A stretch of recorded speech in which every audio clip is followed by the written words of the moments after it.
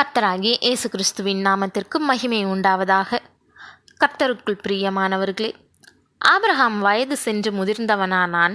கர்த்தர் ஆபிரகாமை சகல காரியங்களிலும் ஆசீர்வதித்து வந்தார். அப்பொழுது ஆபிரகாம் தன் வீட்டிலுள்ளவர்களில் வயதில் மூத்தவனும் தனக்கு உண்டான எல்லாவற்றிற்கும் அதிகாரியுமாகிய தன் ஊழியக்காரனை நோக்கின்னு ஆதியாகமம் 24:1-2 வசனங்களில் நம்ம வாசிக்கிறோம். ஈசாக்கு இப்போ ஒரு இளைஞனா இருந்தான். சாரால் மறிச்சிட்டா. ஆபிரகாம் இப்போ இளமையா இல்லை.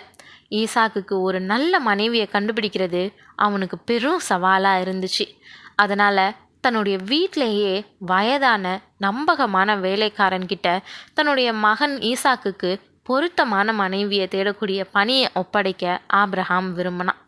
இந்த நம்பகமான வேலைக்காரன் பெரும்பாலும் தமஸ்கு ஊரானாகிய எலியேசராக இருக்க வாய்ப்பு இருக்குது.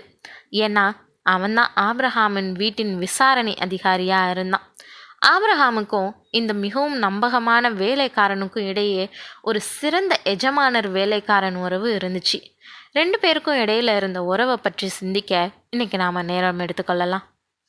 முதலாவது, ஆபிரகாம் இந்த எலியேசரை எல்லா காரியத்திலையும் நம்ப முடிஞ்சுது. அவனும் நம்பிக்கைக்குரியவனாக நடந்துக்கிட்டான். எல்லாவற்றையும் அவன்கிட்ட நம்பி ஒப்படைக்க முடியும். 2வதா, கர்த்தரை பற்றி ஆபிரகாம் எலியேசர்கிட்ட பேச முடியும். கர்த்தருடைய நாமத்தில் ஆணையிட்டு கொடுக்கும்படி அவன்கிட்ட கேட்கவும் செய்யலாம். இந்த மனுஷன் ஆபிரகாமின் தேவனை நம்புறான்னு அது தெளிவாக காட்டுது. 3வதா, அவங்களுக்கு இடையே ஒரு நல்ல, சிறந்த மற்றும் நேர்மையான உறவு இருந்துச்சு. எந்த ஒரு கருத்தையும் வெளிப்படையாக பேசுகிறவங்களா இருந்தாங்க. தொழில்நுட்ப ரீதியாக ஒரு எஜமான் வேலைக்காரன் உறவு இருந்தப்பையும் ஆபிரகாமுக்கும் எலியேசருக்கும் இடையில ஒரு வலுவான நட்பு உறவு இருந்ததுன்னு சொல்லலாம். அதனால் ஆபிரகாம் தன்னுடைய இருதயத்தில் இருக்கக்கூடிய தெளிவான தீர்மானத்தை எலியேசர்கிட்ட முன்வைக்கிறான். நான் குடியிருக்கிற கானானியருடைய குமாரத்திகளில் நீ என் குமாரனுக்கு பெண் கொள்ளாமல் நீ என் தேசத்துக்கும் என் இனத்தாரிடத்திற்கும் போய் என் குமாரனாகிய ஈசாக்குக்கு பெண் கொள்வேன் என்று வானத்துக்கு தேவனும் பூமிக்கு தேவனுமாகிய கர்த்தர் பேரில் எனக்கு ஆணையிட்டு கொடுக்கும்படிக்கு நீ உன் கையை என் தொடையின் கீழ் வைன்னு சொன்னான். ஆமாம், தன்னுடைய மகனுக்கு கானானிய பெண்கள் ஒருபோதும் பொருத்தமானவங்களாக இருக்க போகிறதில்ல. அதனால் தன்னுடைய இனத்தை சேர்ந்த ஒரு பெண் சிறந்த தேர்வாக இருக்கும்னு அவன் உறுதியாக நம்பினான். எலியேசர் வயது முதிர்ந்தவன் மட்டும் இல்லை, புத்திசாலியும் கூட. ஆமாம், காரியங்களை கவனமாகவும் பொறுப்பாகவும் நிதானிக்கக்கூடியவனாக இருக்கிறான். ஒரு சிலர் வேலையை கடினமாக செய்வாங்க, ஆனால் புத்திசாலித்தனமாக செய்ய மாட்டாங்க. வேலையை எஜமான் சொன்னபடி செய்வாங்க, ஆனால் எஜமானனை போல செய்ய மாட்டாங்க. நாயை விடுறதுக்கு பதில் நாமளே செஞ்சிடலான்ற பழமொழி தமிழில் இருக்குது. ஒரு வேலைக்காரனுக்கு ஒவ்வொரு நிமிஷமும் சொல்லிக்கிட்டே இருக்க வேண்டியிருந்தா அவன்கிட்ட வேலை வாங்குறது வீணான ஒன்று. எந்த ஒரு வேலையையும் விருப்பத்தோடு செய்கிறவனாக இருக்கணும். அதை எப்படி செய்யணும்னு கற்றுக்கொள்கிறவனாக இருக்கணும். அதில் வளர்ச்சியும் இருக்கணும். இல்லைன்னா அந்த வேலைக்காரனால் எந்த பிரயோஜனமும் இருக்காது. வேலையை துவங்குறதுக்கு முன்னாடி அதில் இருக்கக்கூடிய சிக்கல்களை தீர ஆராய்பவனே புத்திசாலி. அதனால தான் எலியேசர், அவ்விடத்து பெண் என் பின்னே இந்த தேசத்துக்கு வர மனதில்லாதிருந்தால் நீர் விட்டு வந்த தேசத்திற்குத்தானே உம்முடைய குமாரனை மறுபடியும் அழைத்து போக வேண்டுமோன்னு கேட்டான்.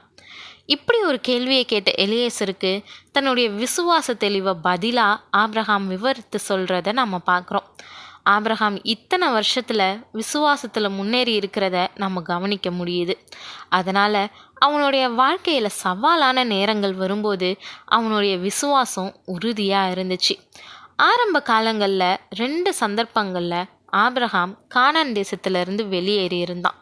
அந்த 2 முறையுமே அவன் சிக்கல்களை மூழ்கியதை நம்ம அறிஞ்சிருக்கிறோம். பாடங்கள் வேதனையோடு கற்றுக்கொள்ளப்பட்டது. கற்றுக்கொண்ட பாடங்களில் ஒன்று, அவர் வாக்களிக்கப்பட்ட தேசத்திலேயே இருக்கணும். கர்த்தர் வாக்களித்த அனைத்தையுமே நிறைவேற்ற அவன் பொறுமையாக காத்திருக்கணும். எந்த காரணத்துக்காகவும் அவனோ இல்லை தன்னுடைய மகன் ஈசாக்கோ வாக்கு பண்ணப்பட்ட தேசத்தை விட்டு வெளியே போகிறத அவன் விரும்புறதில்ல. நீ என் குமாரனை மறுபடியும் அங்கே அழைத்து கொண்டு போகாதபடிக்கு எச்சரிக்கையாக இருன்னு ஆபிரகாம் சொல்கிறதுல இருந்து இது தெளிவாக தெரியுது. இது அவனுடைய விசுவாச வளர்ச்சியை காட்டுது. மகனுக்கு சொந்த தகப்பன் பெண் தேடுறது தான் பொருத்தமாக இருக்கும். அப்படி அவனால் போக முடியாதப்போ அவன் தன்னுடைய நம்பிக்கையை வேலைக்காரன் மேலே வைக்காம தான் முழுமையாக விசுவாசிக்கக்கூடிய தேவன் மேலே வச்சதை நம்மளால் பார்க்க முடியுது. அதை தான் என்னை என் தகப்பனுடைய வீட்டிலும் என் இனத்தார் இருக்கிற தேசத்திலும் இருந்து அழைத்து வந்தவரும் உன் சந்ததிக்கு இந்த தேசத்தை தருவேன் என்று எனக்கு சொல்லி ஆணையிட்டவருமான வானத்துக்கு தேவனாகிய கர்த்தர், நீ அங்கே இருந்து என் குமாரனுக்கு ஒரு பெண்ணை கொண்டு வரும்படிக்கு தம்முடைய தூதனை உனக்கு முன்பாக அனுப்புவார்னு உறுதியாக அவன்கிட்ட சொல்கிறான். ஆமாம், எலியேசர் பெண் தேட போனாலும் அவனுக்கு முன்பா தம்முடைய தூதனை அனுப்பி தேவன் சரியானதை செய்வார்னு அவன் விசுவாசிச்சான். பிரியமானவர்களே, இந்த சம்பவங்களை வாசிக்கக்கூடிய நாம நம்மளுடைய வாழ்க்கைக்கு கற்றுக்கொள்ள வேண்டிய பாடங்கள் அநேகமாக இருக்குது. ஆபிரகாமின் விசுவாச வளர்ச்சி, எலியேசரின் உண்மைத்தன்மை, ஆபிரகாம் எலியேசருக்கான அழகான உறவுன்னு பல பாடங்களை கவனித்த நாம நம்மளுடைய வாழ்க்கையோட இதை ஒப்பிட்டு பார்ப்போம். நம்மளுடைய விசுவாசம் வளருதான்றதை கவனிப்போம். தேவன் தாமே கிருபையும் தயையும் செய்வாராக. ஆமேன்.